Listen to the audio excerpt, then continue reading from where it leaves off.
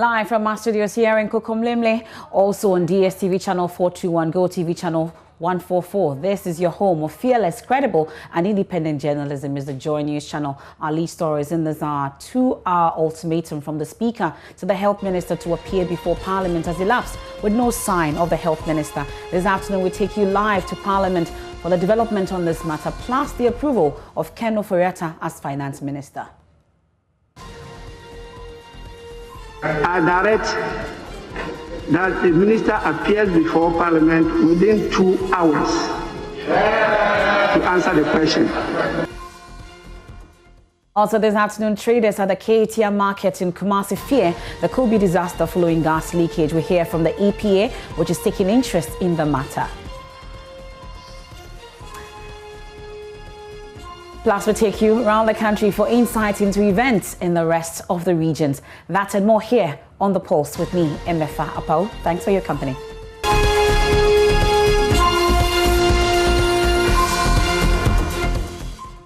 And thanks for your company once again. This afternoon, Health Minister Kweku Agyeman-Manu has been ordered by Speaker of Parliament Alban Bagwin to appear before the House within 2 hours or risk possible sanctions. He is billed to answer a question filed by a member of Parliament but failed to show up. Majority Chief Whip Frank Anodompre was mentioned why the minister is not present in Parliament. He's been offering explanation, but the Minority Chief Whip Mutaka Mubarak requested the intervention of the Speaker, insisting the reasons provided are not satisfactory. We'll take a listen to the Speaker Alban Bagwin shortly, but you know that that directive was issued at about 11 a.m. and that time expired at 1:40. I'll take you live to Parliament to find out if indeed the Health Minister was there. But take a listen to Alban Bagwin, the Speaker of Parliament. Generated by Parliament, and we don't take any person by surprise.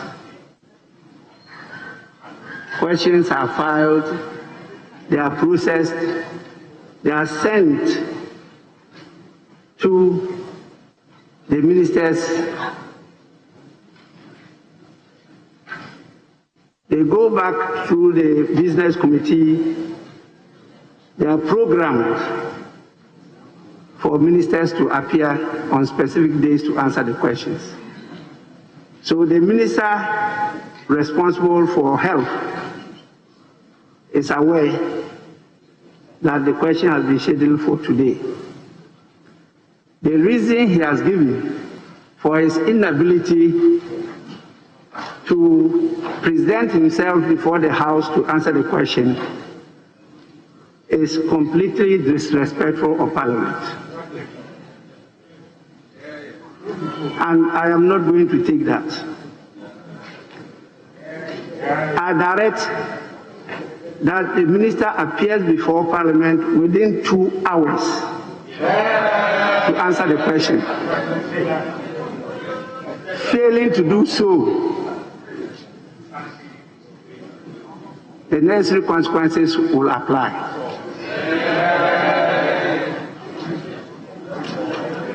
Ministers must take parliamentary business serious. The time is 11:40. Within 2 hours, the minister should appear to answer this question. So, majority leaders, do the necessary thing. So that was the earlier directive by the Speaker, Alban Bagwin. My colleague, Kwesi Parker-Wilson, is in Parliament for us. A number of things happening there. But we'll start off with this. Parker, so the time elapsed at what? 1:40, I should say. The studio clock now is 3:07. Did the Minister of Health show up in Parliament?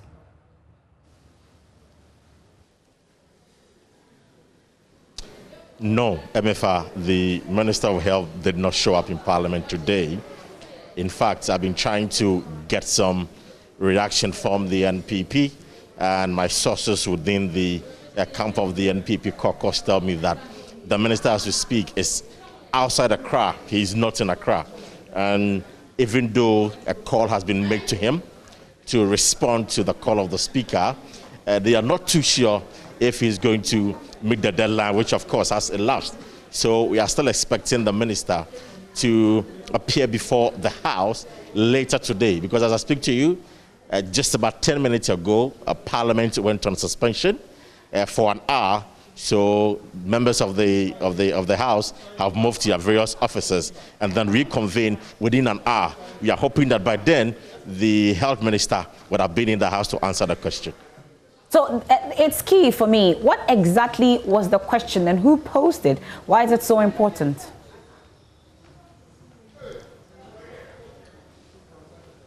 All right, so the question is from the Member of Parliament for Seshi Akontomra, Alex Tete. Now, he specifically wanted to know the progress of the health facility within his constituency, when it's going to be completed and when it's going to be handed over to the district office or the district directorate. That was the question the minister was expected to answer. And this particular question, if I can tell you that it's been in the order paper since last week. And that was why Muntaka Mubarak was making the point that the question has always been there. So he's very much surprised why the minister ignored or has decided not to show up in Parliament to answer the question. So the question is about the progress of a health facility within the Seshi Akontomra constituency. Okay, well, so the speaker mentioned specifically that if he does not show up, the health minister does not show up, and after the 2 hours, the ultimatum that he gave him, consequences will apply. To quote him directly, have we heard anything? What exactly will be the sanctions or these consequences that he talks about? Okay, let me tell you that shortly after the speaker delivered that directive or ordered the appearance of the minister to the House, he handed over the seat to the first deputy speaker, Joe Osei-Usu, who continued activities of the House. So Joe Osei-Usu was the one who actually suspended the sitting for an hour, and they are expected to reconvene to continue the business of the House. Now, if you talk about sanction, MFR, what we do know is that the speaker could ask the minister or suspend him for sitting for some months or some weeks. That is dependent on the speaker. Again, the speaker can choose that they will give less importance to the activities of the health minister, if so be, or perhaps he could be cautioned against such practice going forward. So these are some of the sanctions available to the speaker. Okay, that's to the health minister, you mean. But there are other things that happened in Parliament just before the suspension that you talk about. Amongst others, the approval by consensus of the Appointments Committee of Ken Ofori-Atta, the Finance Minister designate. Let's talk a bit about it. What are you gleaning from that document put together by the Appointments Committee?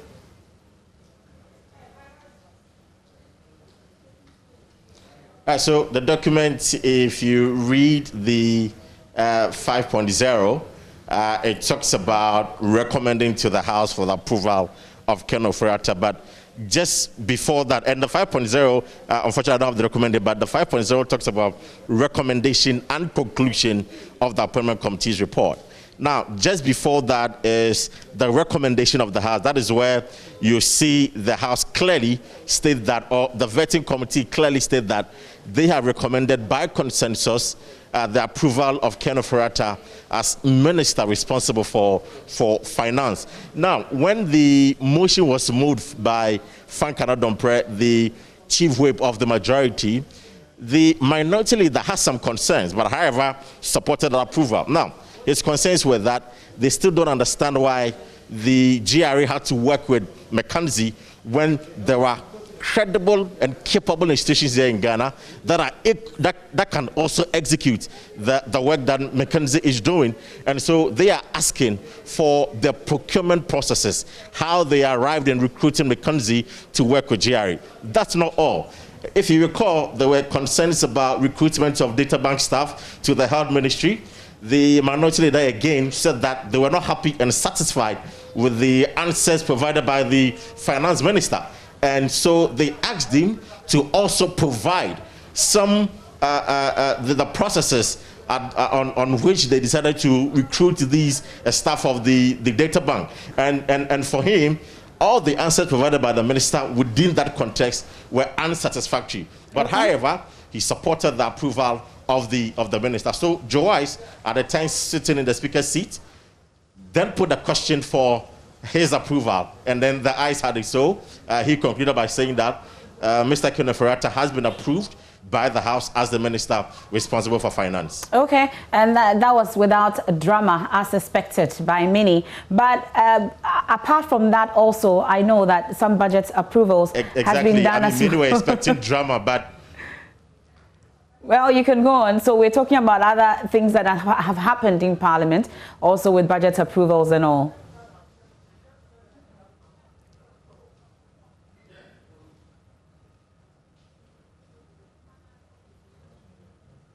A bit of delay there to Parker. Parker, can you hear me? Okay. It appears that the connection to Parker a bit more delayed. If I can hear you, I can hear you. Please go ahead now. Tell us about the other things that have happened in Parliament, especially regarding budget approvals as well.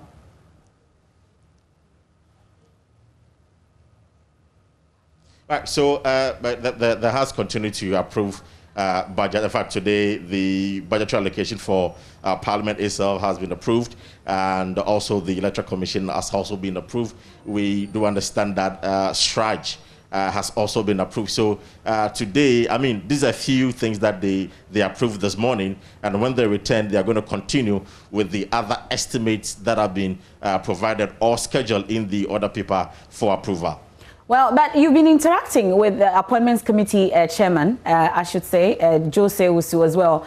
A number of issues came up. I'm sure you would want to walk us through some of the issues that he's been raising with you, especially regarding shielding some minister designates that appeared before the committee.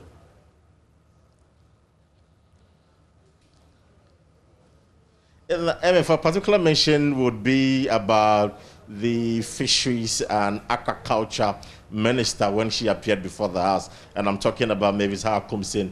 You called that, in fact, social media, she was trending, and there were concerns about the speaker trying to shield her because she was unable to answer some questions. Neelanthi Vanderpoel, the MP for Ododio, even had cause to complain at some point during the vetting that the speaker was not being fair to him, and rather sought to break down the questions, and in the process was even answering it. Well, in my engagement with him today, he said that that is not his duty. He never covered or shouldered any minister who appeared before the committee. What he sought to do was to provide clarity to some of the questions that were asked by members of the committee. And again, the issue about not listening to the minority members on the committee is untrue.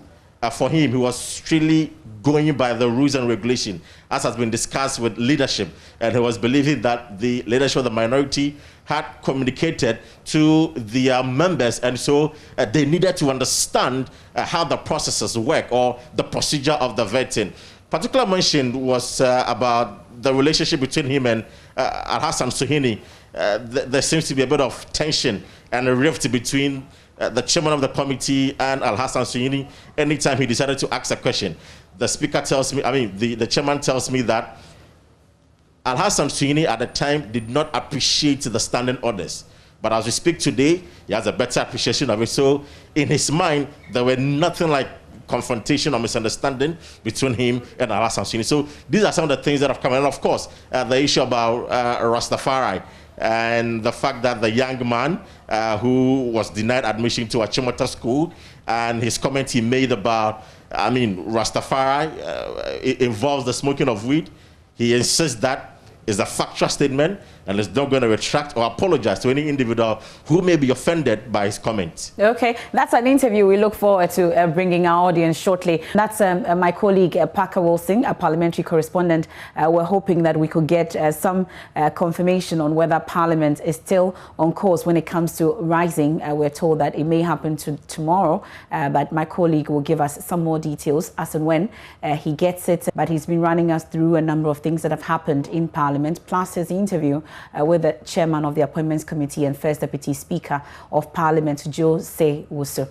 And this is the pulse here on the JoyNews channel. On to some other stories now. An alleged gas leakage at Kejetia Market, and EPA is calling for strict safety measures. The Environmental Protection Agency has taken an interest in that alleged leakage of the gas storage facility at the new Kejetia Market. Traders fear the gas leakage could trigger a disaster at the slightest spark of fire if the situation is not urgently addressed. My colleague Prince Appiah has more. Over 90,000 litres of gas have been stored purposely for food vendors at the multi-million city market facility. The aim is to supply food vendors with gas without going out of the facility to fill their cylinders. But the gas facility is yet to serve its purpose. The operations manager of the Kejetia Traders Association, Ahmed Kwaten, says there's no sense of urgency to their plight. He fears an explosion will be disastrous. All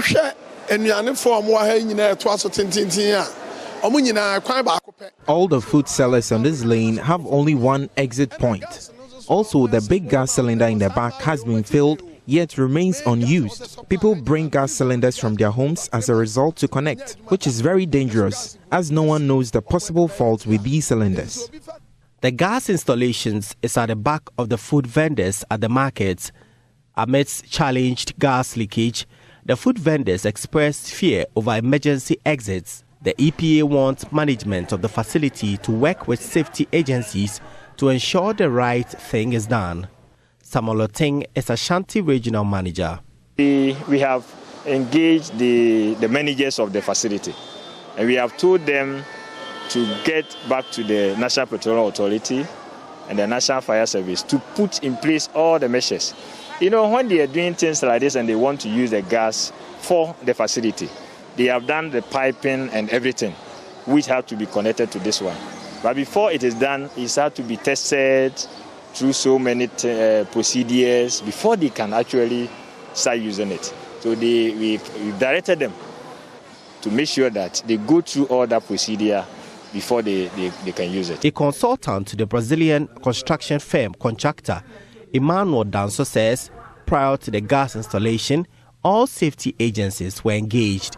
He says the requisite safety measures remain in place, including alerts for leakages. Mr. Danso, however, suggests regular checkup and maintenance by management of the market. In your presence, I have all the information. There was a delayed device, which we call gas valve, and we have fixed it. It's completely done, and they can use the gas from today going. There's no problem holding the traders on, entertaining fears that this and that is fixed, and use it. As regards to maintenance, it's KCMA maintenance team that has to take full control of these situations and keep routine maintenance, daily maintenance, in order to ensure that there wouldn't be any disaster anywhere. Meanwhile, some traders are operating close to the gas storage. The National Disaster Management Organization sees this as a threat and has called for their immediate evacuation. Kwabna Sintry is Regional NADMO Manager. If you look around, there are a lot of squatters around, which is not safe for the gas. So I just called the mayor and he has sent his engineers. So they are all coming down to demolish all those containers. Those who are building the containers, the food vendors around, they all have to leave. And as the MPA said, they should put some signs at the other end that signifies there's a danger ahead of here. Well, so my colleague Prince Appiah has been following up on that. He joins us on the phone with more details on this. So Prince, listening to your report, I picked up two things. He says that the leakage issues have been fixed and that they can start using it starting today. And then also the NADMO official mentioning that they would have to remove the squatters around that gas filling stations and all. What exactly is the latest? Let's start from the bottom. Have the squatters been removed?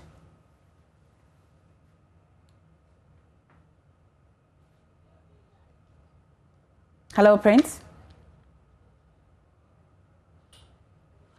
Okay, so Prince Appiah will join us with the very latest details on what has happened following that leakage that was reported from the Kejetia market. Prince Appiah, I'm sure you can hear me this time. So give us an update on whether the squatters have been successfully removed from that area. So currently, what we are gathering is that the Kumasi City authorities are currently trying to get those who are squatting around the area where the gas tank is located. And that is the first point of call for the city authorities. The second thing is that they are trying to create another, they want to create another exit point from where the traders, those food vendors trade, because what is happening is that they only have one entry point, and the same entry point is the exit point. And the fear is that in case there is an fire outbreak or any of the sort is happening, then there's nowhere the traders will pass to safety, and so they want to create another. Unfortunately, we've just lost my colleague, Prince Appiah, there via Zoom. We'll try and then re-establish connection to my colleague, Prince Appiah, shortly. But whilst we do that, let's turn our attention to education, because the government says it will be laying a new bill in Parliament to empower the Ghana Book Development Council to sanction publishers who put out bigoted content. 2 publishers, including Bedun Cancer Publication, incur the wrath of the public with books mainly described as containing bigoted content and inaccurate recollection of Ghana's history. Education Minister Dr. Yawose Educhum explains in an interview with my colleague Daniel Dati on how this new law will help avoid this situation, insisting government under the current legal regime cannot impose sanctions. All the books that have been approved, not the schools. And there are a number of books that have been approved now. And if they contact the publisher can print for them books that are already approved by NACA. So there's no reason why they should buy books that are not approved. When were they approved? Oh, over the last 6 months, almost 1 year. So many books have been approved by NACA. So how is it there's that no these reason books why ended up in the hands of students? I mean, the authors and the publishers have come to apologize that they circumvented the NACA process. Because if you submit your books to NACA and NACA says go and review because I don't like something about you, you don't go ahead to print. You cannot do so. If they were on the shelves of schools, our school inspectorate authority will order that they are removed. So the bottom line for us is that what they did was inexcusable. If they wanted, if schools wanted or anybody wants a book that is approved, we have so many books that have been approved. So the excuse that because there were no books, no. I think those who bought them probably bought them unaware of the process that NACA has put in place. And those who publish them are the ones who have done something egregious, knowing that their books were not approved by NACA. So what's the action going to be taken against these publishers? If the action is this, I think I said it on the floor of Parliament. There's an organization called Ghana Book Development Council. They are the ones clothed with authority to do enforcement and to prescribe sanctions of anybody that goes against the rules of NACA. Unfortunately, the bill went to Parliament during the last Parliament, and there were some issues, so the process had to be suspended, and now it's coming back. So Parliament, once it's approved expeditiously, will then clothe them with the authority to prescribe, to seriously prescribe sanctions. So till then, Bedun Cancer Publications will not be sanctioned? No, I mean, the thing is this, they pull them from the market. They've apologized to Ghanaians and they pull them from the market. But you said that what they did was inexcusable and egregious. Yeah, but we're a nation of laws. I can't just go and say, I'm the Minister for Education, how dare you put these books here? The law should take its course. And the system that we have is the one that deals with what is not acceptable. So we are in a democratic dispensation. Many years ago, you have ordered the military or somebody to just go and put, no, you have to use the legal process to right wrongs. Mm.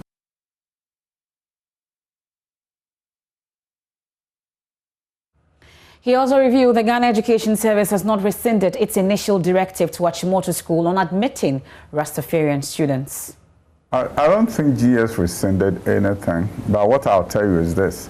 The chief director of this ministry, together with the Director General of Ghana Education Service, the parents and the headmaster or headmistress have been in meetings. They've been meeting. Thursday, there was a long meeting here. We will find a solution to the crisis. And thereafter, GAS will issue directives to all headmasters and headmistresses as to what to do in that situation. But all that I will say is that Achimota School is a beacon, not just to Ghana, but to the world in terms of education excellence. Achimota is the school that has trained probably more leaders of repute in this country than any other school. Achimota is a school of inclusion. Their headmasters travel the length and breadth of Ghana to recruit students from various communities, from poor homes, villages, and made them leaders and successful people. So I don't believe Achimota's history is going to be defined by a story of exclusion. Achimota is a great institution, and we will do everything to ensure that it maintains its brand as a great institution of repute. And so I approach this from that perspective. That's why I'm calling on all Ghanaians, all those who are interested in this, to calm down. It will be resolved. And it will be resolved so that teachers will go about their work and students will go about their work, and everybody, headmasters and headmistresses, will go about their work in a calm fashion. So I'm making an appeal that we shouldn't make this a national crisis. We should rather be calm, and the Ghana Education Service Director General, who I have confidence in, will resolve this matter. So was the directive rescinded? Not that I know of. I haven't seen anything in writing to that effect that they rescinded in a directive. Okay. So but I'll tell you that they are working around the clock, meeting with parents. A solution will be found. What I have said is that I'm interested in a solution that will allow everybody to be calm and do their work, and so that we can focus on big issues. The President of the Republic has a vision second to none in the world in terms of education transformation. The passion of the President, fully understanding that education is what will transform this country. Investing in free senior high school, bringing millions of children to school, making sure that we embark on infrastructure expansion, making sure that STEM is promoted. These are big issues, making sure that we can compete just like anybody else, authorizing us to go. So that's the Education Minister interacting with Daniel Darcy on the record, and that full interview airs tonight on the Joy Prime channel at 8 p.m. Well, speaking about Rastafarianism and whether it is connected to weed smoking, as was put out by the First Deputy Speaker of Parliament last week, he's been defending that utterance that he made to my colleague Parker Wilson. We can listen. What comment did you publish? I spoke for 15 minutes. What did you publish? No, the fact that, weed smoking is probably an essential part of Rastafarianism, and that we shouldn't bring in religion into the discussion, because when you do that, then you're going to complicate matters for the young man. So that was your comment, actually. And what is the criticism of that for those who are criticizing? Well, that it is not true that Rastafarianism involves smoking of weed? Well, that is a fact. Who says it's not true? How for you? If you are being a pressman, right, you're supposed to research and share. I'll point you to the sites. It's not even just Google. It is stated clearly that is how they interact with God. I'll give you 2 articles. Weed smoking? Yes. Interacting with God? Yes. That's when you get into trance. That's meditation with God. That's their belief. I didn't create that. I didn't create those things. And I think people are confusing Rastafarianism as a religion with wearing dreadlocks. No, they insist that the religion, those who are engaged in the religion, some of them do not take or smoke weed. And they're expecting that you retract your words and probably apologize to those in the religion. Retract a fact? Why should I retract a fact? The fact that I'm a Christian, but I don't follow all the Christian principles, doesn't change the principles of Christianity. So if you are a Rastafarian religious, but you don't follow some of the religious, it doesn't change that the religion believes in that. And if anybody would say, and I encourage us to research, not based on people who themselves may not have researched into the religion they purport to belong to. But it is not for me to apologize for a fact. In this country, unfortunately, the media encourages discussion on the periphery. I regret that I keep coming back at the media, because when I was growing up and I was in tune with the media, they picked up, they have researched the subject. So before they engage discussion, you talk, they make reference to the source. Yeah, people, just anybody talks, and we use that as a reference for discussion. I'm saying that Rastafarianism as a religion involves that. When we leave here, I'll just give you 2 articles from their source. That's the first Deputy Speaker of Parliament, Jose Usuda, interacting with my colleague, Parker Wilson. Well, I take you now live to the police headquarters, where the Attorney General, Godfred Yeboadame, is paying a courtesy call on the IGP, of course, and the Criminal Investigations Department as well. We have the feed. My colleague, Kweku Asante, is there for us. We'll take proceedings now. They don't come out until late in the night. Some go there early evening and leave early in the morning. Definitely, that should raise our concerns, raise our antennas. So please, I'm appealing to the public that please, if you see anything that is suspicious, let us know so that we will be able to deal with it. We cannot be everywhere over the time. So definitely we need the communities, we need the people to help us to solve the crimes. The issue of the secessionist movements,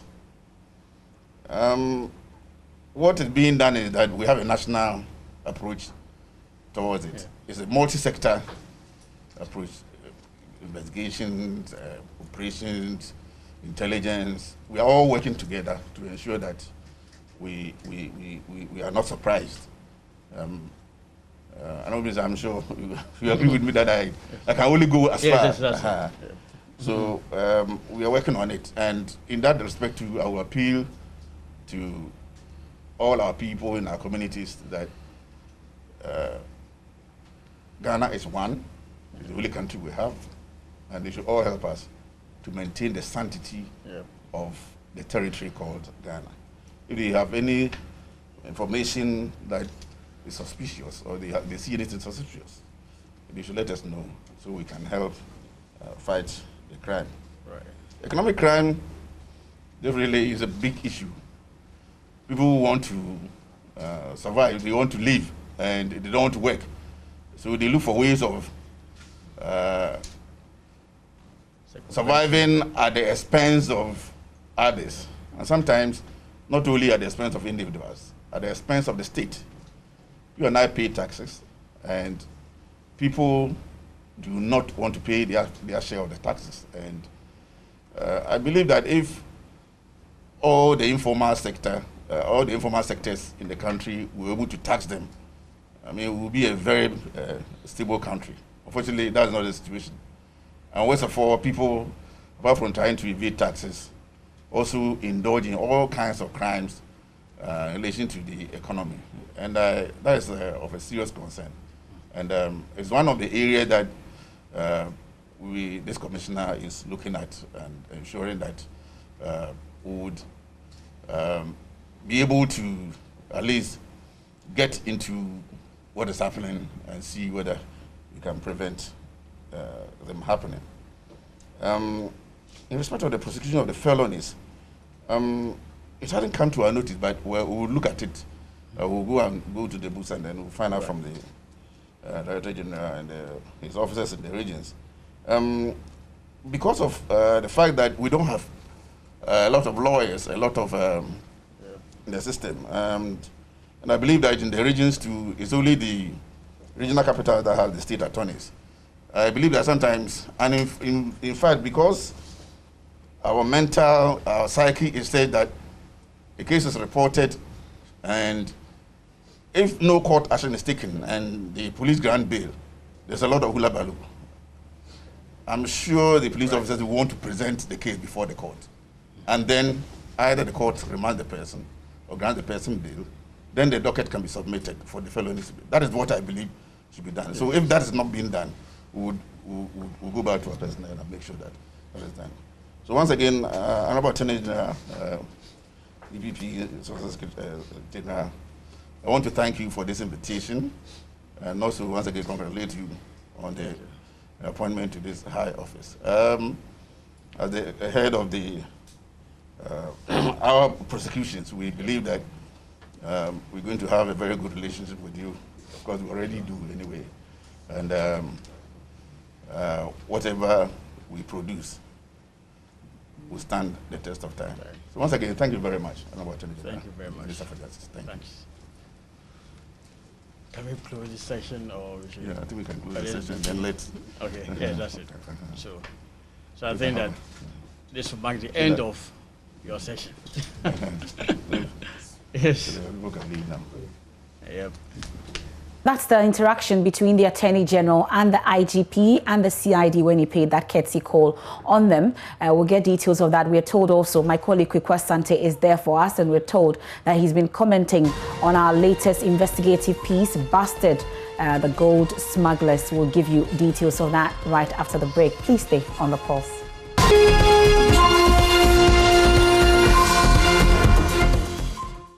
This is the JoyNews channel, and thanks for staying with us here on The Pulse with me, Emefa Apao. Well, before we went on that break, we brought you that live proceedings, or that interaction between the Attorney General, Godfred Yeboah-Dame, and of course the IGP when he paid that courtesy call on them, together with the top hierarchy of the Ghana Police Service, amongst others issues of investigations, outstanding investigations into Ahmed Swale's death has come up. Also the issue about the gold smuggling and the call on the police not to always wait for complaints, official complaints, before investigating issues of national importance also came up. My colleague Kwekwa Sante is there for us. He joins us via Zoom.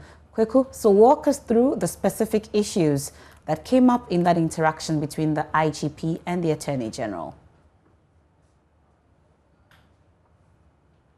Hello, Kweku. Topical among some of these issues that have come up, the Attorney General, who is just taking office, is telling the police hierarchy that there are a lot of unresolved matters in the system.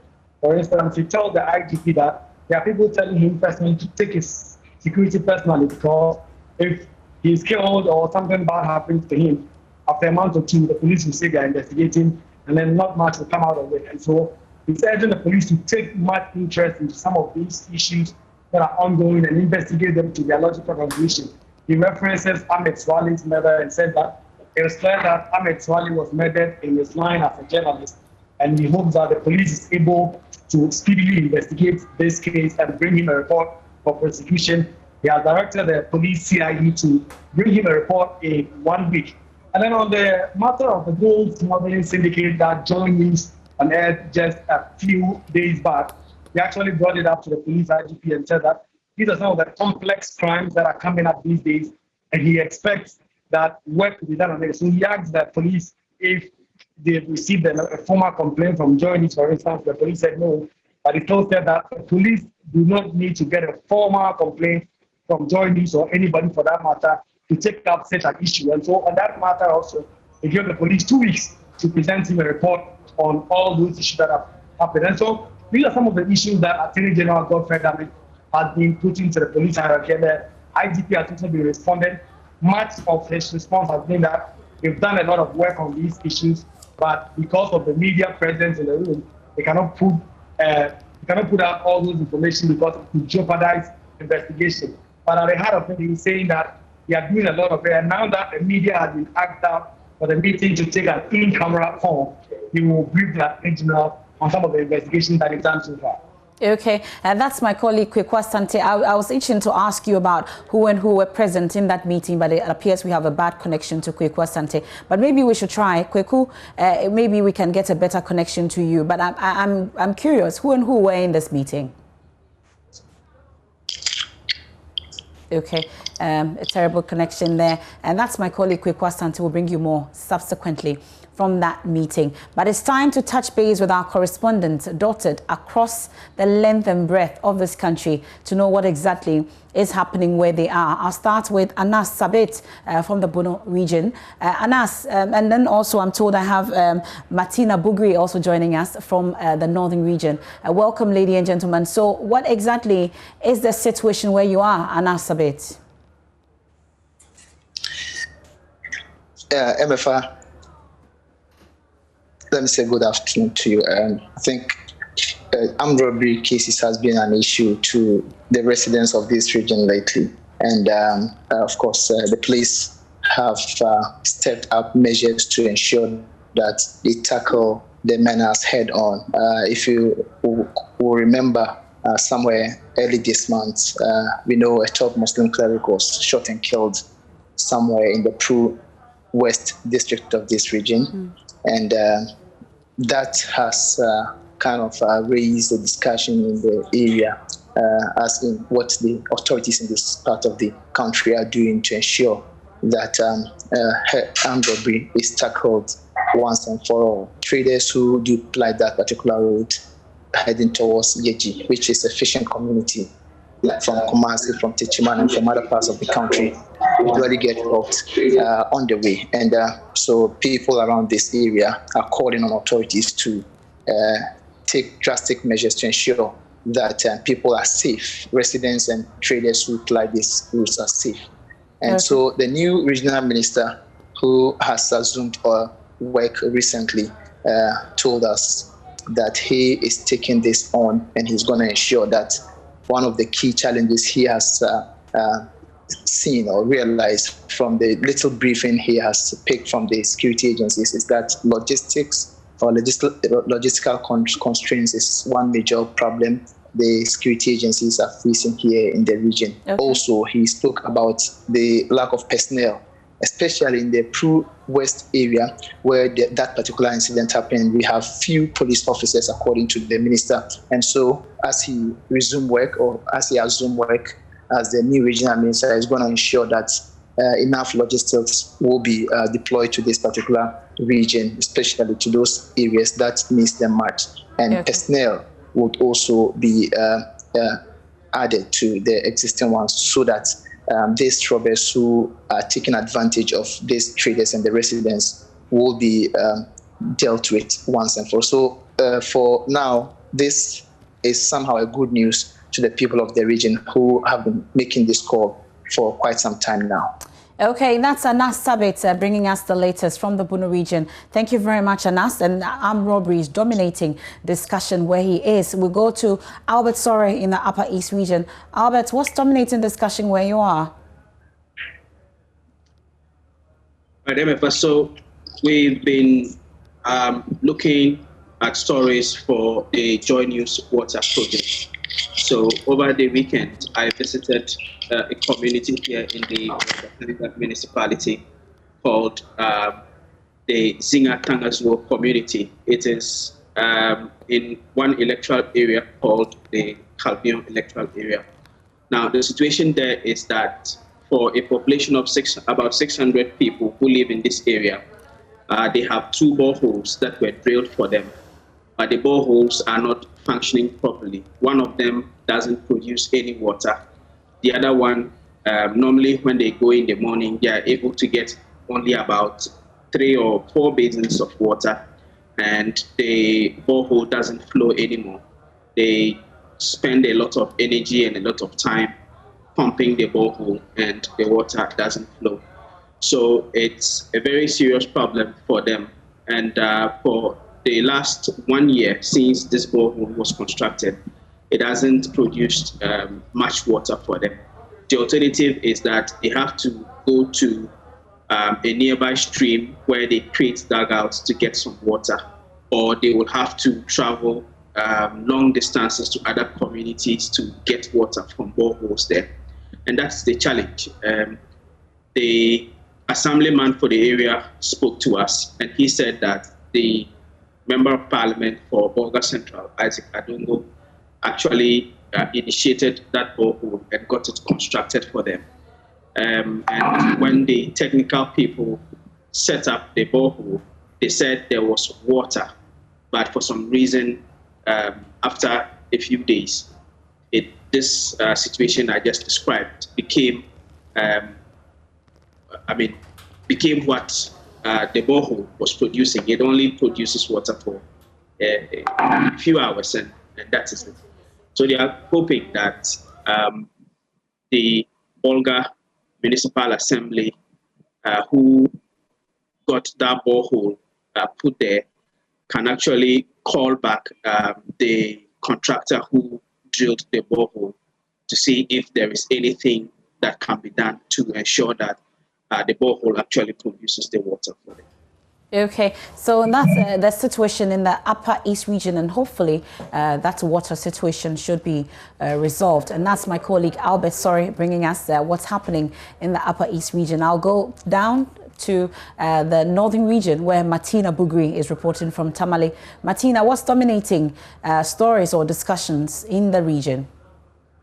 Water, like Albert mentioned, water is the big issue. For the past 3 weeks, it's been difficult for most residents, especially communities where they depend on the dams. These dams are drying up because of the prolonged dry season. And so you visit communities and not their source of water, which is the dam, is dried up, and they have to trek 18, 17, 19 kilometers each day to look for water. In the past couple of weeks, I've done stories from Kamveli, the Kamveli electoral area, where 4 communities do not have water. The Dungu electoral area, where 8 communities do not have water. And just this morning, the Manguli, Bamfu Manguli water story was done. And so water has dominated the issue. But that's the situation from our correspondent, armed robbery, all the way to issues about water dominating discussion in 3 regions. Anas Sabit from the Bono region, Upper East region, we had Albert Sorry, and of course in the northern region, we had Martina Bugri.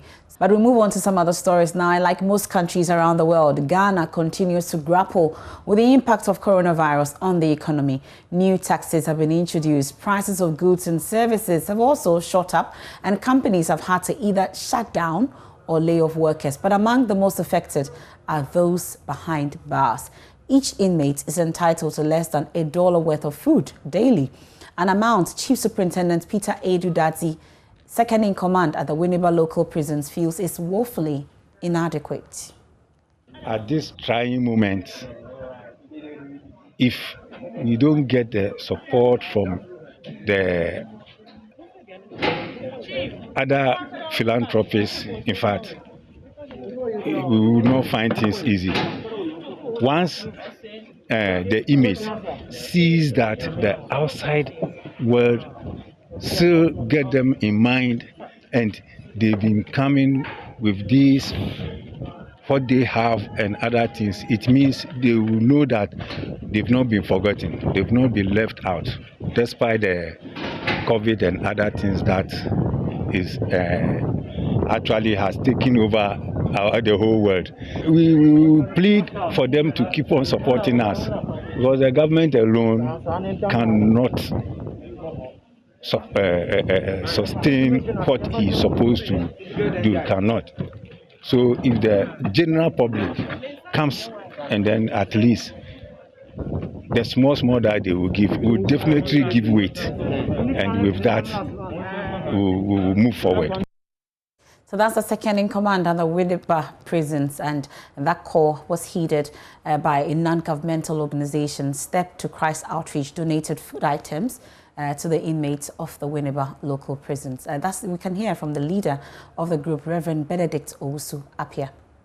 Looking at the times and the days that we are living in, especially in times of COVID, and we take this opportunity to say, no, we should come here today, and the few that we have, we should come in and encourage them, and then share with them and tell them that there is hope. You see, in quote, today, when people are in prison, they are being neglected by families, friends, and loved ones. And believe me, there are some here, nobody even has visited them for more or less to give them something, even for them to eat. So, looking at all these things, we said that no, today we should come here and then do this field that we have with them. And that's how we touch lives. It's time for our Ghana Man series, and violation of sacred days is an abomination traditionally punishable in most rural communities in Ghana. Going to the farm on Fridays or Thursdays, for instance, is a taboo in the Atakra No. 2 community in the Ashanti region. Violators of the sacred days are believed to suffer misfortunes, including strange illness and death. Mohammed Mahmoud Nuruddin takes a look at such traditional practices and how they impact farming communities. Atakra No. 2 is a village east of Ejura. Residents are identified by common traditions and taboos which cannot be underestimated. A taboo prohibits people in a community from undertaking some activities on certain days. Taboos are generally observed for two reasons: either adhered to out of fear of the unknown or in reverence to the elderly and ancestors. The residents of Atakra No. 2 believe violating taboos could cause misfortunes in the form of illness, crop failure, or even death. When you go to the farm on Fridays, your crops will fail because it is prohibited to go to the farm that day. For me,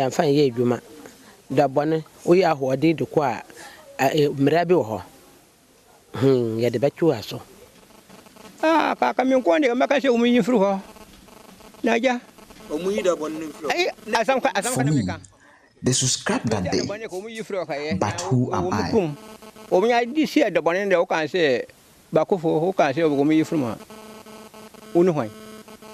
Planting and harvesting may take place on certain days of the week. For many residents, it is unthinkable to anger the gods by violating the taboo by going to the farm on Fridays. Paul Mayim is the chief of Atakra No. 2.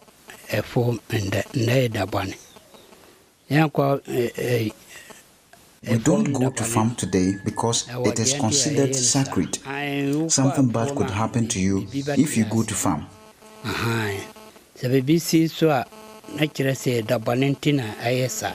He talks about a misfortune that befell a resident who went out fishing on a sacred day. A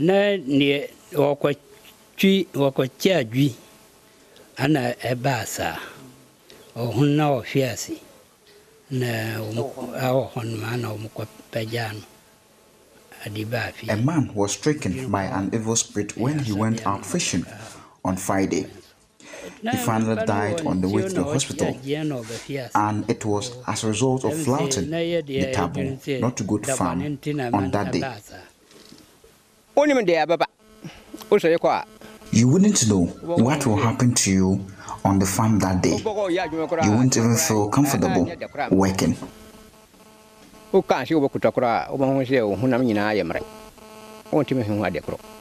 Paul has lived in this community for 40 years and has never gone to the farm on Fridays. There are several cases of residents who have had strange encounters disobeying the taboo. Ayele Al-Hassan, for instance, went to the farm on a Friday to have a share nut. While on it, she saw a snake that mysteriously disappeared. We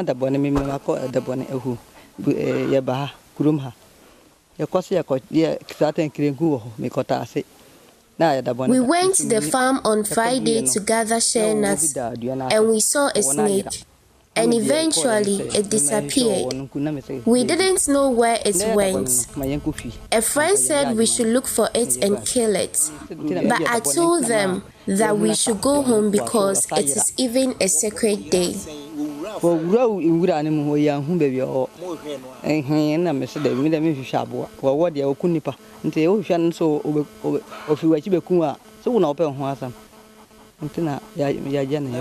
It may seem like just a day for the residents, but when they have crops to harvest or carry home, bad weather can cause harm.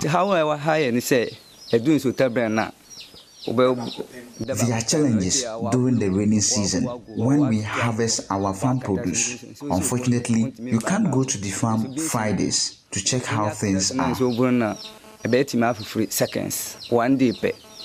Say, what if ye, the banana, na nde. It is better for your farm produce to go bad than to go to the farm and encounter illness or even death. It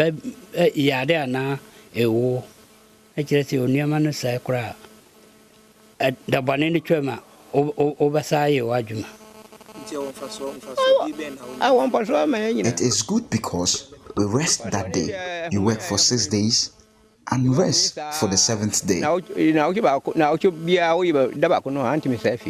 Originally, the day was marked on Sunday, but with growth in the Muslim population, the elders of the community moved it to Friday.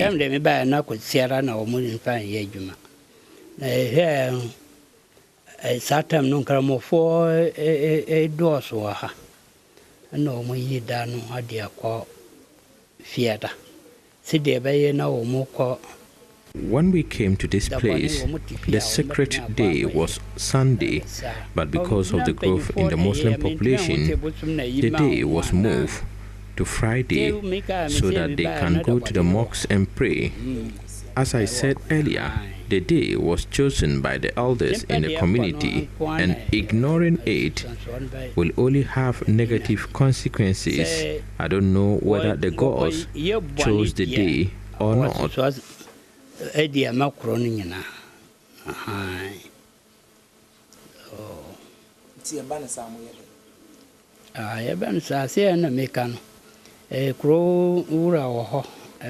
The sacred day must be observed voluntarily for peace to reign. A report by Mohammed Nuruddin.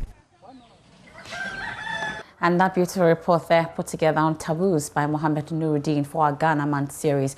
And we're told that in Parliament, the confirmation has come that indeed the Finance Minister, Ken Oforiatta, has been approved by the House. But away from that, when Al-Hassan Abdul Qadir completed Central Zaharia Junior High School in Tamale in the northern region, his dream was to pursue a career in mechanical engineering. But that didn't happen due to poverty. His mother could not support him in any way. Al-Hassan abandoned his dream with dejection and moved on to what was available, that's fashion design. He has a simple explanation for that move in the following report, once again by Mohammed Nuruddin. Even away, I'm pitching the work at least. Al-Hassan says he had a passion for machinery. He had no financial support to pursue higher education, let alone achieve his dream of becoming an engineer. But the dream and enthusiasm that came with it crashed at his early years in life. Yeah, definitely I was worried, because if you had an ambition to do something and you couldn't fulfill it, you'd be worried. But I thought of different things. Not me thought of it, because my mother thought that afterwards, then, I'll put you into this. And I said, fine. After the engineer I couldn't do, I think that one too, if I'm focused, I could do what they want me to do. So, according to a popular saying, the natural state of motherhood is selflessness, and a mother is the only person on earth who can share her love among 10 children, and each child still has all her love. That was why Al-Hassan's mom, Husseini Aisha, enrolled her son in fashion design at a cost of 100 cedis in 1997. Well, my mother recommended my master, the one who lent me the work. She went and see him, and the person said, if I'm ready, then I could come. So they charged, by then that was 97. Then my mother paid. So I went and joined the place. When I go there, I have passion for it. I put my efforts on it, and I fought so hard to learn the work. Initially, Al-Hassan was not interested, but with time, he came to understand that fashion was a profitable venture. It took him more than 10 years to complete the training, and in 2009, he established his own shop with support of his elder brother. Well, it's great, but in the other way around, it wasn't easy to setting up with your own place by then. But God being so great, and with the help of the family, my senior brother was able to support me to acquire a sizable place that was the place I used to start. A seed shown under fertile land will surely grow and bear fruits. Today, Al-Hassan makes thousands of cedis from his business, engaging 12 apprentices. Most of his apprentices are junior and senior high school graduates who wish to become like him. And I have a lot of customers, both in Tamale, Accra, Kumasi, because with the things that you upload maybe on Facebook, your status, someone will view and see, like, admire. So I do cut across Tamale, Accra, and other stuff. But we are making it. In a month, at least could be, that would be like 4,000 and above. More than that. It depends. Because sometimes it's not consistent. I deal in fabrics as well. I go to Togo, Nigeria to buy my fabrics. So basically, if I'm using my fabric, I do get a lot of profit, more than a customer bringing his fabric to me. My vision is to be like my boss here, you know, because I've been seeing what this work really makes great for him, so I want to be like him. It was my ambition to become a journalist, but just like my senior said, it's not easy.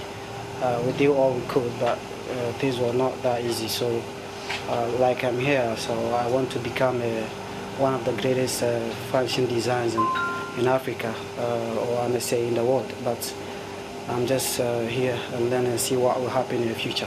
But does he still want to pursue his dream of becoming an engineer? Being a fashion designer could take you to any place in the world.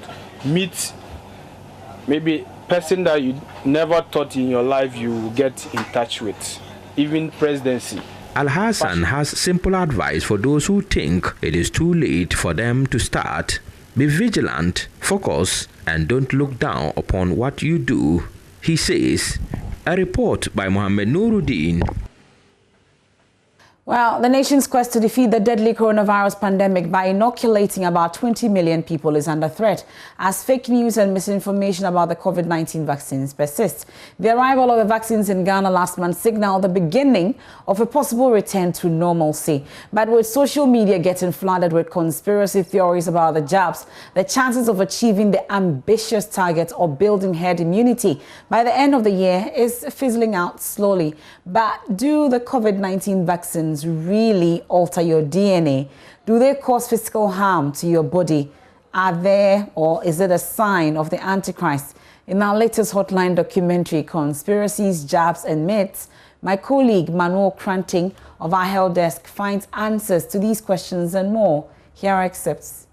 As we've heard in the news, some other countries that started administering this vaccine to their citizens have started complaining about people having blood clots and all that. And you would want to ask, then what is the effect? What are some of the adverse effects it's having on our citizens? Is it that it's having some effect and we are not realizing? What if it comes with your inability to give birth? How would you be able to determine now?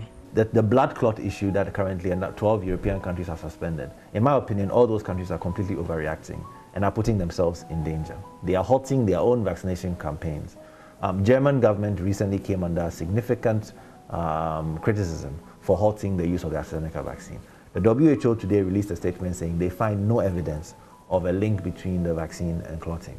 The European Medical Regulatory Agency, the same thing. No regulatory agency who has looked at this so far has found any link.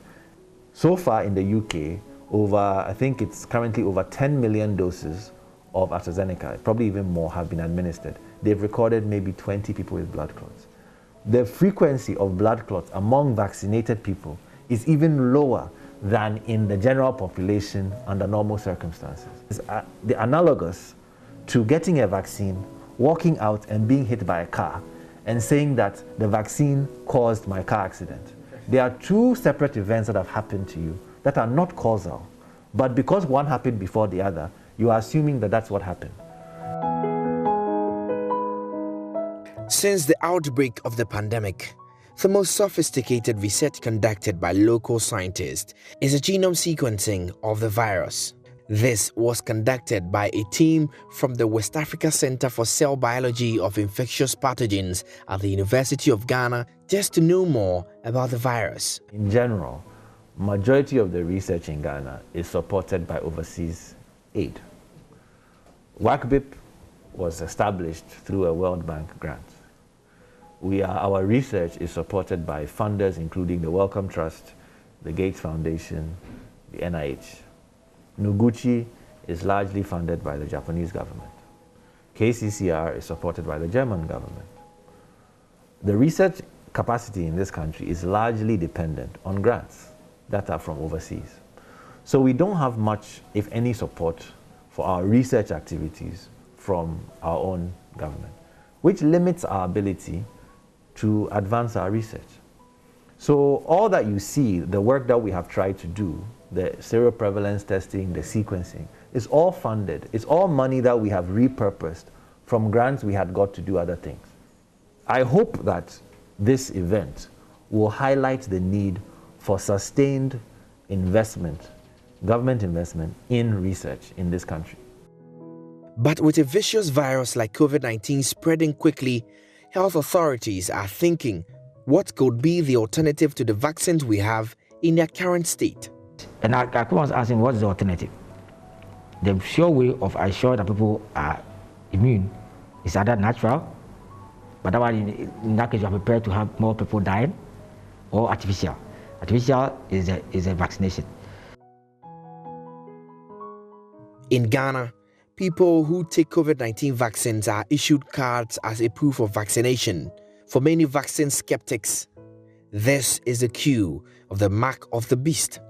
They predict that soon, people will be forced to show their COVID-19 vaccination cards before they can access public services or even travel. And there will be more of that full documentary at 8:30 p.m. tonight, put together by my colleague Manuel Cranting.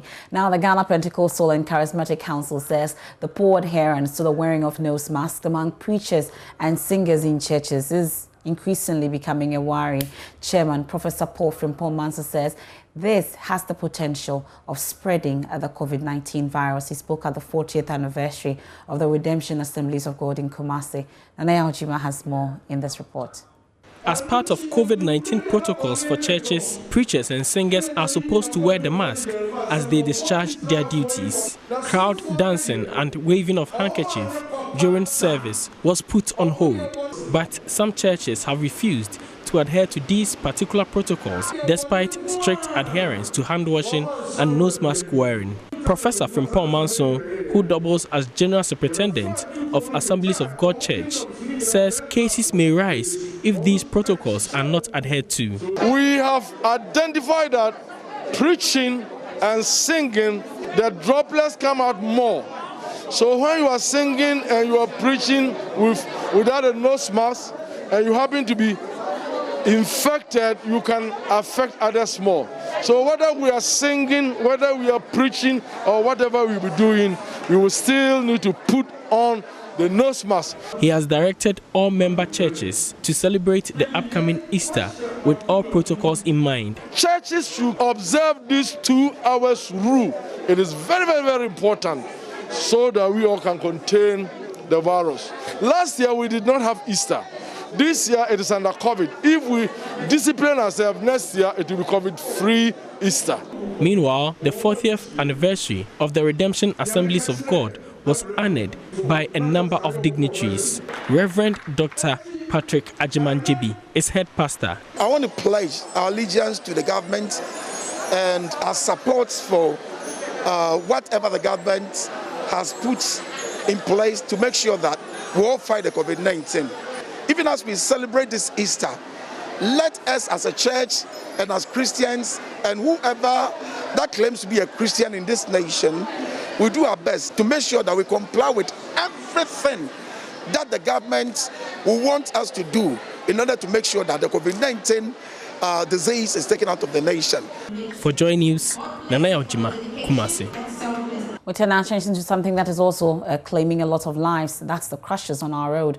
And the National Road Safety Authority and the Motor Traffic and Transport Directorate estimate 2,000 lives are lost to road traffic accidents every year. Investigations by the Building and Road Research Institute of the CSIR found that not all road traffic accidents are reported or captured by the police. In fact, many of these accidents could have been avoided. Transport consultant and senior research scientist Dr. Williams Aka spoke to my colleague Seth Kwame Boateng. It's always the case that we are unable to retrieve all the data from the police. So there is some level of underreporting, which we have identified from two sources. The first one is what we call non-reporting, where the crash occurs, it's not reported to the police, and so the police have no knowledge on the crash. So it is not in our database. As I said, we go to the police stations for the data.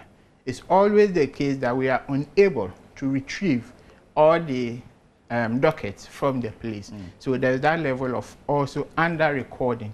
This we are aware, we've done some studies, we've estimated the level of under-reporting, and so we have correctional factors which we can use to get the actual number of crashes which is occurring on our roads. But this we see from the study that we did on under-reporting, for instance. It's always the case that when the crash is serious, when it is fatal, it is reported.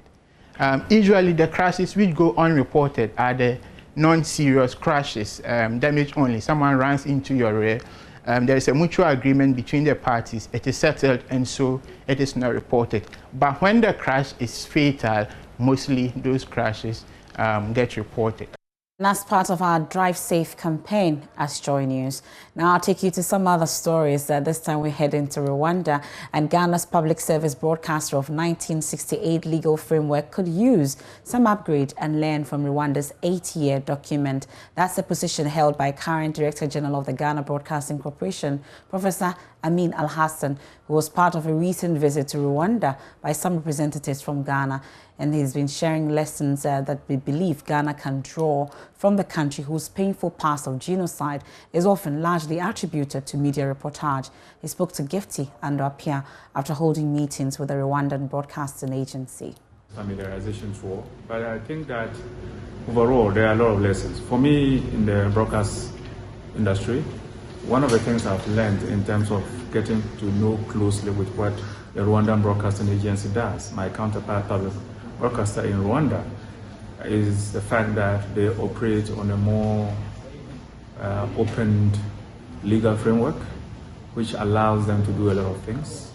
They have more control over what they are doing. In fact, they are the closest I have seen in Africa to BBC model of a public service broadcaster.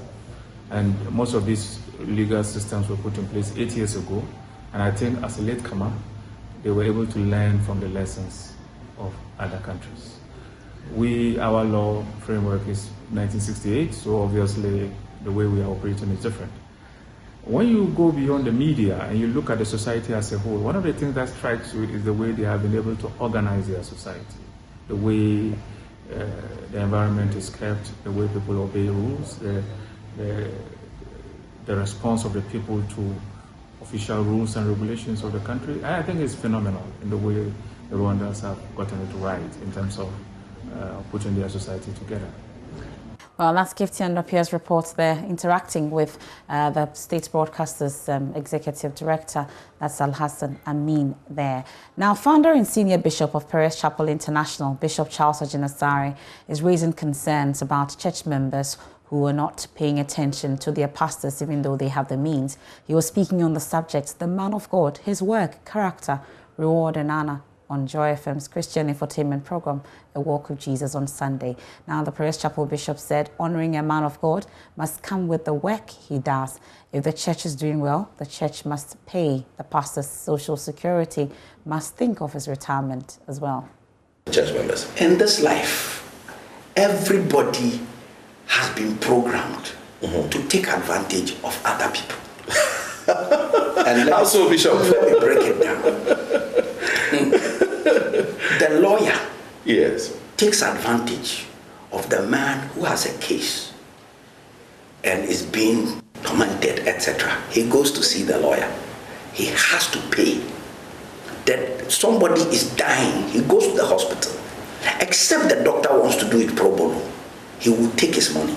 The banker, the poor trader who doesn't have money is coming to borrow. They have to put in a place that they get 3 times what they give to the person.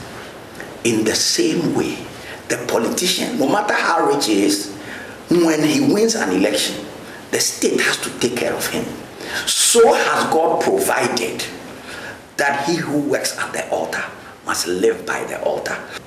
You see, we make the man of God take the leftovers of people. No, he shouldn't live on the leftovers of people. It should be a definite, and it should be a design thing. That somebody comes to the church, he doesn't have a car.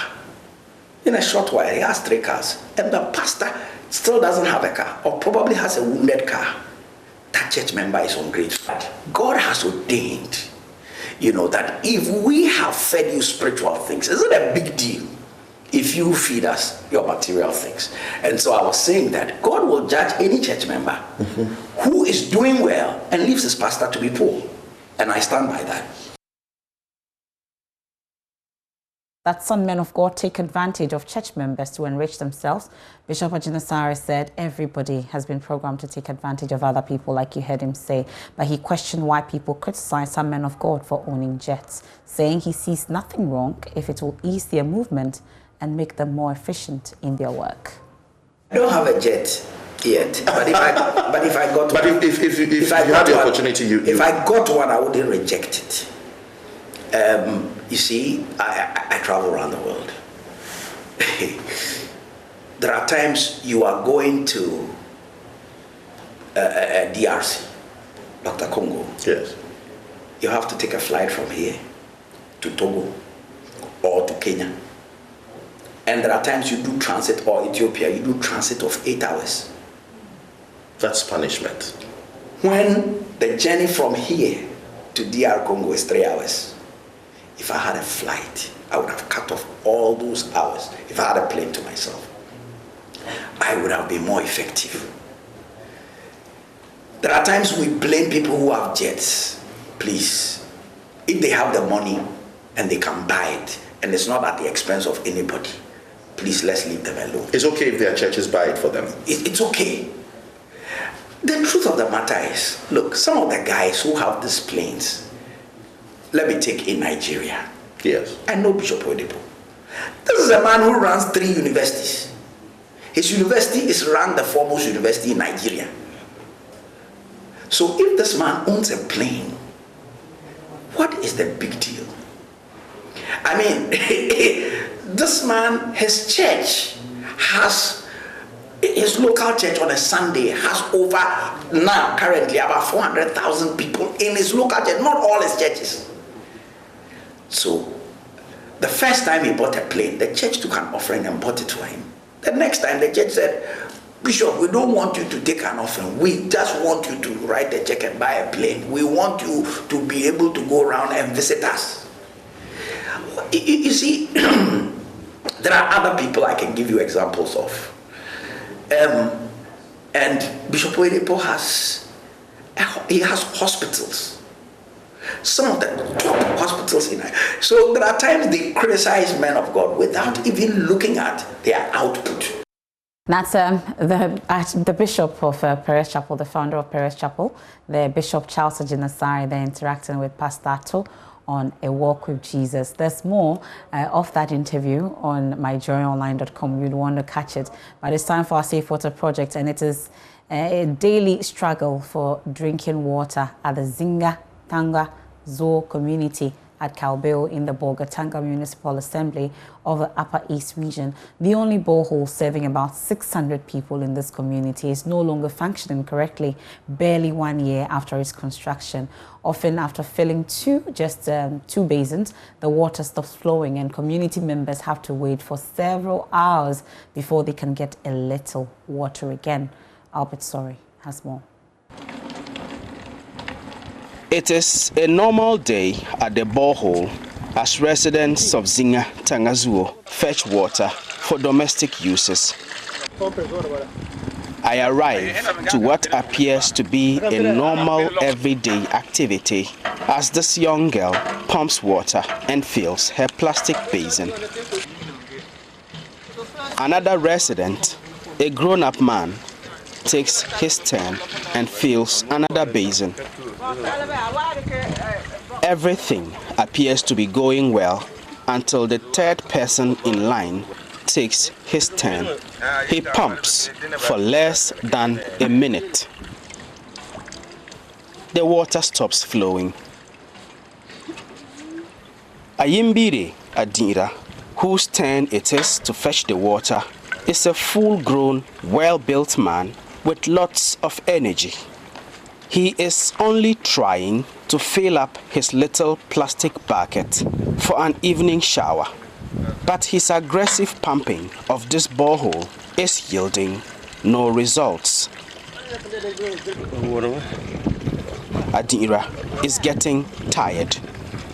About 5 minutes have now passed. The water is now only flowing like obstructed urine. Adira is exhausted. He hands over the pump to another man who volunteers to help. Ayimbire Adira tells JoyNews this is a daily ordeal for the people of Zinga Tangazuo.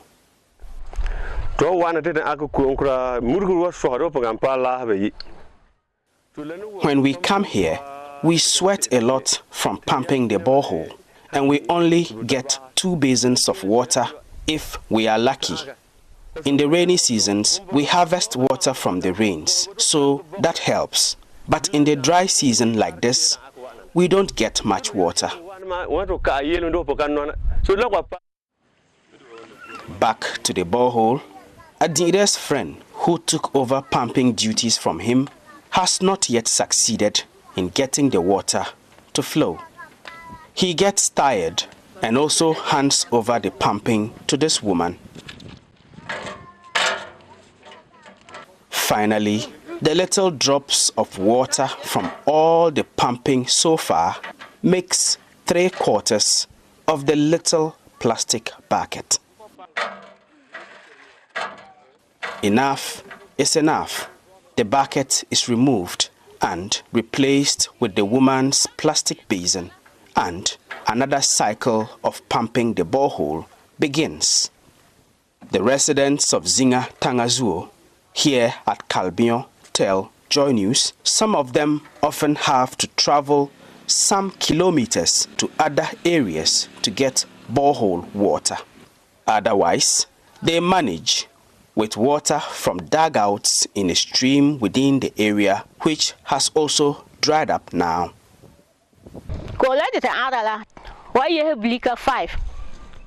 To get water from this borehole, we need to wake up at 5 a.m. Even then, after filling about 3 or 4 basins, the water stops flowing. We then struggle with the borehole, as you see us doing now. There's also one borehole there, but it's too far for us, about 1 kilometer. And sometimes, because the community is so large, a lot of crowd is there. So sometimes the women have to go to the riverside to even excavate the soil before they can get the spring water. Our animals too, the same thing. The animals cannot get water to drink in the dry season. So some die of even a test. Yes, and a lot of the animals go astray because they don't get water. They go to far places that there's water and they don't come back. Water scarcity has been a long-standing problem here in this rocky community of Zinga Tangazuo at Kalbion. The borehole was constructed about a year ago to help ease the problem, but it has not exactly served the purpose. Matthias Asokiyene Aganda is assemblyman for Kalbion. We have 2 boreholes which have been constructed here. One has been constructed about 6 years ago. That one, you don't even get a drop of water. And then this one too was constructed by our MP, the member of parliament, Azika Dongo, just last year, the same time. And since this has been installed, water has not been flowing. Bolga Municipal Assembly, they are responsible for the supervision. So we have actually communicated to him, and he. That's Albert Soares' report on the water situation at Calbio. It's time for sports after this break. Thank you for staying with us on The Pulse. I'm Gary Al-Smith with the sport. Now, 2 AFCON qualifiers have been played by the Black Stars. They've secured qualification, and locally based players impressed in the games against Sao Tome and before then South Africa. In this analysis, Hans Mensah Ando talks about Razak Abalora and Ismail Ganiu, as well as Awako, who especially impressed in the doubleheader. Also, overall, a satisfactory, advertisement for the Ghana Premier League. But individually, I thought that, Kwame Poku was probably the player who did not really impress. I don't want to say he was the worst performer. Could certainly have done better. The excuses about where Siki Akono played him, to be fair, also that has to be considered. Down the left wing is not a position that we know him to be familiar with, and so on that score, you probably want to pardon him and at least maybe give him another opportunity in a more familiar position, but he just simply didn't come to the party at all. Imoro Ibrahim had just about some 10, 12 minutes, and I think that he also did quite well. Not a top performance, difficult to do much in 10 minutes, but I think that he did quite well. It was a satisfactory performance, in my opinion. More minutes probably meant that he would have done more than he did, but being his debut, you might want to put that also in that context as well. I thought that he did quite well for a debutant. And then there's Justice Blay. For a long time, a lot of people have called for his inclusion into the Black Stars. The difficulty is that if you look at every Ghanaian national team, the midfield seemed to be the most competitive position, and so it was always going to be difficult. He had his opportunity. I thought there was a moment of madness where he conceded a needless free kick, but quite apart from that, he also did quite well. I think that he was confident, was calling for the ball, and tried to do as much as he could in the few minutes that he got as well. If I was grading, Justice Blay would probably get a B- in my opinion. Gladson Awako, he post-game talked about fulfilling a childhood ambition. You could tell from his play. He was lively, wanted the ball, tried to be creative, tried to play, and actually played quite a lot with Andre Dedeayu, the combined passes quite a lot. And I understand he completed about 21 of the 23 passes that he attempted over the period that he was on the field of play. Again, if you consider the fact that he was a debutant, you have to hand it to him. And so, an A- maybe for Gladson Awako, given the time that he spent on the field, would also suffice in there. Razak Abalora, a lot of the focus has been on the ball that he gave away for Ghana to concede, that goal against Sao Tome and Principe. But I thought that before that, he had also done quite well. Against South Africa, he made some very good saves, even in this game as well. I like the way he particularly commands, and marshals the defense. He doesn't look phased. He's young, he's the Black Stars. There are a lot of senior elements ahead of him, but he makes them understand that he's in control, he's in charge of that 18-yard box, and I particularly like that about him. The downside, of course, has to be the ball that he gave away. If he kept it simple by sending the ball, away from the 18-yard area, it would have been good. But then again, hey, these things do happen. I don't think that it takes too much away from the performance he put up over the 2 matches that, he featured.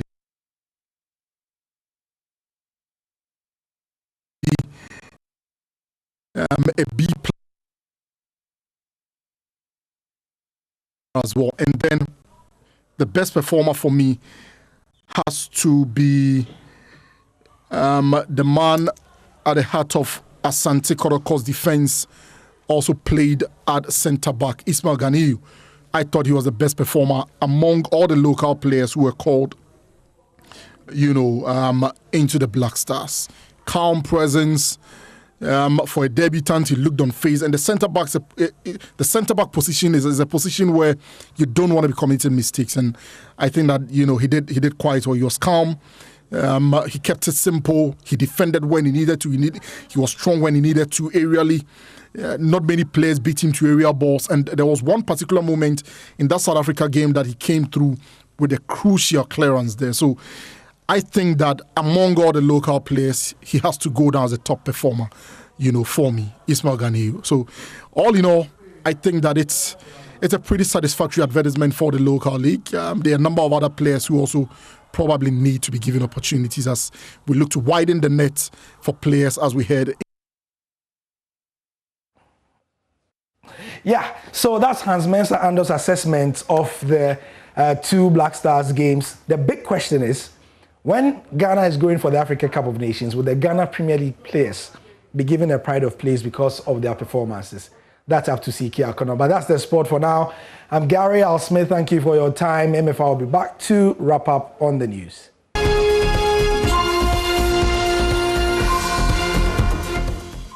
And that's it for today's edition of The Pulse. But top stories that are making headlines on myjoyonline.com.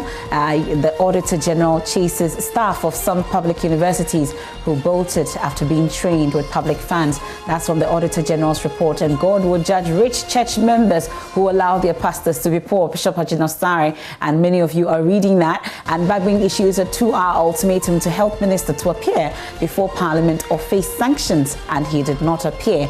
We'll see how that sanctions will be applied. And Education Minister GES hasn't rescinded directive for Achimota School to admit 2 Rastafarian students. Top stories on myjoyonline.com. You can also visit the page and read more for yourself. Thanks so much for your company and joining us here on The Pulse. I am MFR Paul.